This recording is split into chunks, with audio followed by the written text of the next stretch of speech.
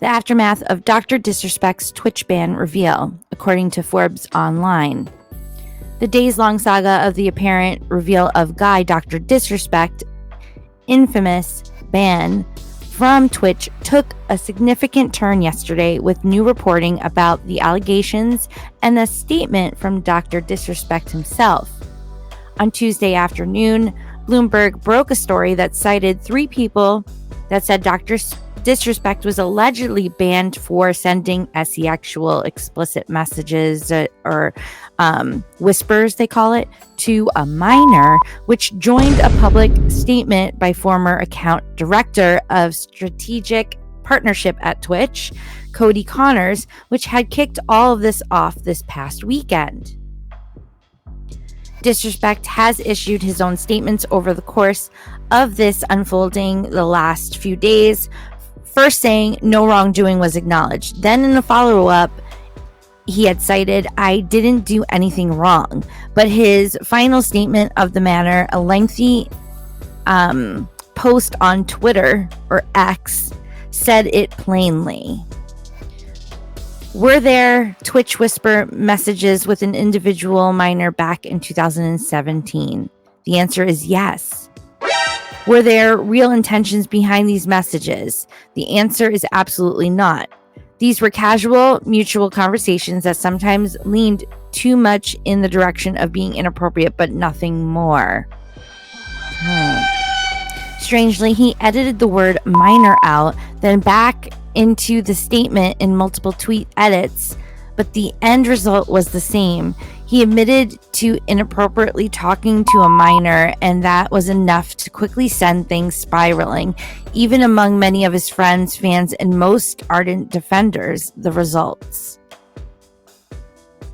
Before this statement, the game studio he co-founded, Midnight Society, fired him. The studio director, Robert Bowling, had more to say after his statement. "If you inappropriately message a minor, I cannot work with you, period." Robert Bowling. Yeah, and then underneath it says, "I promised to only act on facts, and I did." Turtle Beach, a sponsor, removed all Doc-branded products from its website. The San Francisco 49ers, who has used Doc in their past for promotions, said they were no longer working with him.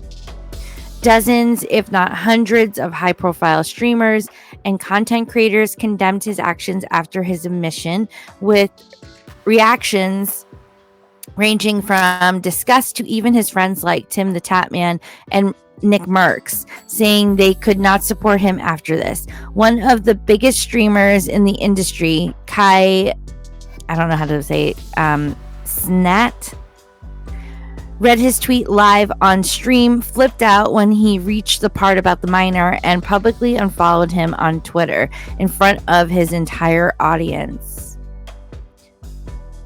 I don't know if this is the one I saw, but Adam and I do watch some of the game streamers, and we did see Nick Merckx saying when it first came out, not with Doc's statement, but he was saying pretty much, leave kids out of everything, just stay away from that type of thing. And he went on to say that we have to remember these are allegations, accusations, we don't know yet. So I don't know if that tune has changed. Let's see if it'll let me play it. Yo, checking in. I'm seeing everything on Twitter, and I read through Doc's tweet, and in that very tweet, he basically confirms that, he was texting an underage girl, and it went weird sometimes, and look, just to be blunt and straightforward, man, that's inexcusable. It's unacceptable, right? There's no excuse for something like that, and I can't support it. Hang on, honey. Yikes. Doing this, talking to Twitter. I can't support it. I can't defend it. And look, the boys and I are torn up over it too, man, because we played a lot of games with the guy, and it feels a little weird, but what can you do, So I just wanted to update you guys on my thoughts and how I'm feeling. Yeah, that's not good. That is not good. because I think all of them have had their share in some sort of controversy, not in regards to the same situation, but I think Nick Merckx had a situation on Twitter where he made a comment about again, leave children out of it when it came to something about it was a situation where I guess parents brought something forward and then it dragged the kids into their schools, or I don't remember. It was something, but he's had his fair share of dealing with that type of situation. Moving forward, Forbes had added, many of Doc's longtime friends have said that even if they were previously in the camp of innocent till proven guilty, when this broke, Doc's own statement turned the tide for them, given that he plainly acknowledged the core details of the story behind the ban. But there are others who seem to believe that the statement is still not damning and they will continue to support him. So they're pretty much saying like what Nick Merckx said, where he was pretty much innocent till proven guilty camp. And then when he read the statement, he was like, I don't know, man. Now I can't really stand by that. Doc himself in his statement said he is taking an extended vacation, but concluded saying he's not effing going anywhere and will return to streaming. There has been no comment or action from YouTube, the platform he currently streams on. And he gets, a lot of people watch him. A lot. The other day, Adam and I had him on, and we were just curious to see like how many people are watching live. And it's always a lot. I think more than Nick Merckx and Tim the Tatman and Swag. So this is a big deal for the gaming community. The end result is essentially widespread,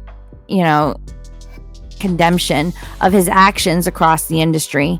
If left with the internal reporting of what might have happened, it likely would have remained an open question for many. But Doc's own statement laying out details that may not have been illegal, but still viewed as unacceptable, was it for most observers. Whether he still has an audience after this, or whether he does actually return at all, remains to be seen. Yeah, whenever he does his next live on YouTube, that will tell everything. Is his chat going to be filled with people for him, supporting him, or totally against him? So, only time will tell.